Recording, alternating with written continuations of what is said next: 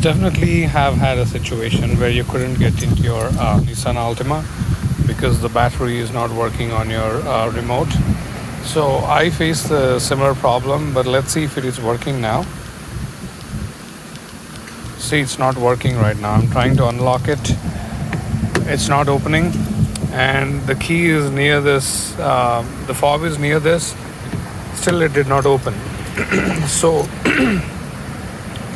I'll just tell you what to do in situations like this. There is a small groove here where you have a slide switch. You just need to slide it out such that you can get the key out of the remote. You just slide it like this and then pull the key out. After you pull the key out, you just put the key in and then enter manually. Once you open it up, you get inside. You'll have a problem starting your car as well. So that's what I'm trying to demonstrate today, right? What to do in this case. So the physical key is out. I'm going to leave it aside. Okay. And now it's asking me for a key to start. I'm trying to start. It says no key. I don't know if you're able to see it clearly, but it says no key right now. Okay. So the battery is gone on this one and there is no key. So how do you start? So some people, told that in some of the videos that I found on YouTube, they said they asked us to depress the brake and then put this Nissan logo right near the start button and then press it like that and it should work. But it doesn't work on this Nissan. So it's a little bit different. But what I have found out is there is a small groove or a small slot right below the right above the leg brake. There is a slot right here, and this is where the key has to go. If the key goes in here, see, the key is recognized now. All you need to do is start. So I also learned that this kind of charges your key as well.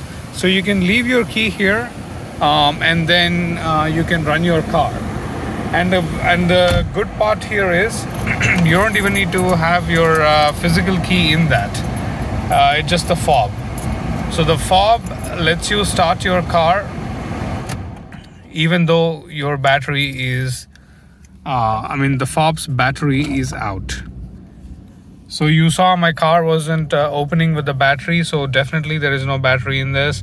And even though that wasn't working, I got into the car by pulling out the physical key from my fob.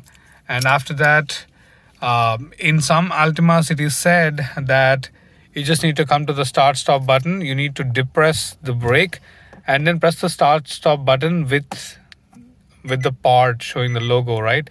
Still it shows no key for me. But in this situation, the fail-proof method to start your car is the groove here.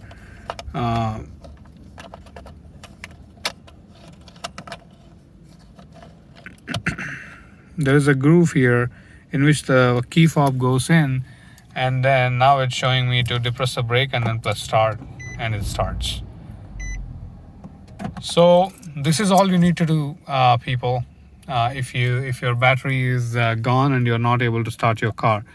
Without knowing this, I got stuck one night, and I tried too many times to start the car, and luckily it started. But this way you can start it in a foolproof manner. Looks like what the battery does is send out the fob's information wirelessly to the car.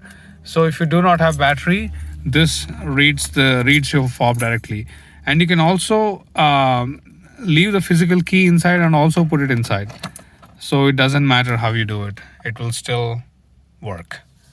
Okay. Hope that helps.